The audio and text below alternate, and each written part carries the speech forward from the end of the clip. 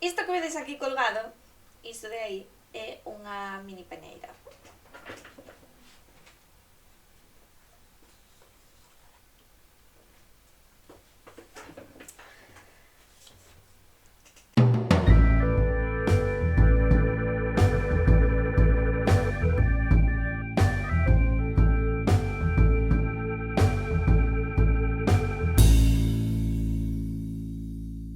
Merqueina hai moito tempo porque quería probar a facer unha cousa que se chama coscinomancia, ou que chamaron coscinomancia, que é a adiviñación a través do movimento dunha peneira ou das sortes da peneira. Seguro que escoitastedes falar diso e seguro que estades moi familiarizados con unha imaxe que tomou Gustav Henningsen dunhas mulleres galegas pois precisamente levando a cabo un rito o rito das sortes da peneira dentro do rito de quitarlle o aire a alguén.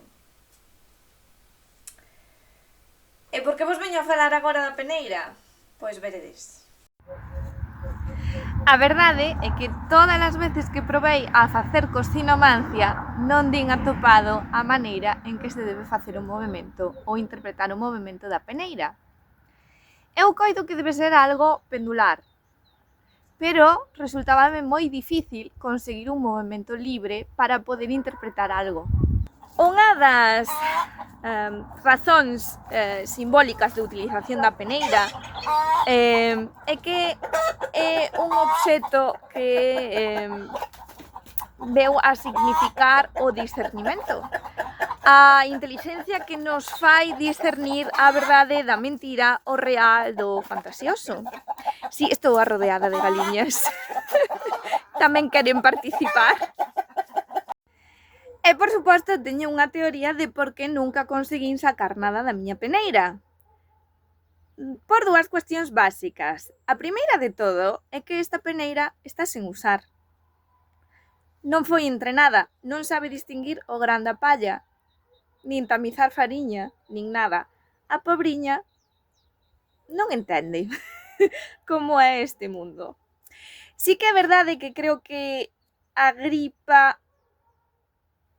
Bueno, non me vou columpiar agora mesmo coa cita bibliográfica, pero un autor que tratou este tema decía que sí que había que utilizar unha peneira nova. Eu non sou ninguén, pero voulle levar a contraria. Eu creo que os obxetos, canto máis uso, máis historia teñen, en certa maneira, mellor coñecen o mundo. Así que esta peneira, obviamente, non nos pode dar ningunha resposta porque non sabe distinguir entre verdade ou mentira, realidade ou fantasía. Digámoslo así, xa me entendedes. E a segunda das cuestións, e creo que é a máis importante, é que non creei ningún tipo de vínculo con ela. Eu creo que é moi importante ter un vínculo cos obxetos que se van a utilizar ou que vai a utilizar unha persoa para levar a cabo unha práctica tipo sortes. Xa, nunca esquecerei a primeira vez que saquei o meu tarot do envoltorio e me quedei maravillada, pero maravillada, e tampouco esquecerei nunca a primeira vez que probei o meu péndulo, que non o utilizo moito, pero aquela sensación de telo entre as mans, aínda que non era o de maior calidade, digamos que estableceu algo entre nós os dous, pero entre esta peneiriña e eu, a verdade é que non hai nada. Así que para solucionalo, vou a facer o mellor un par de vídeos.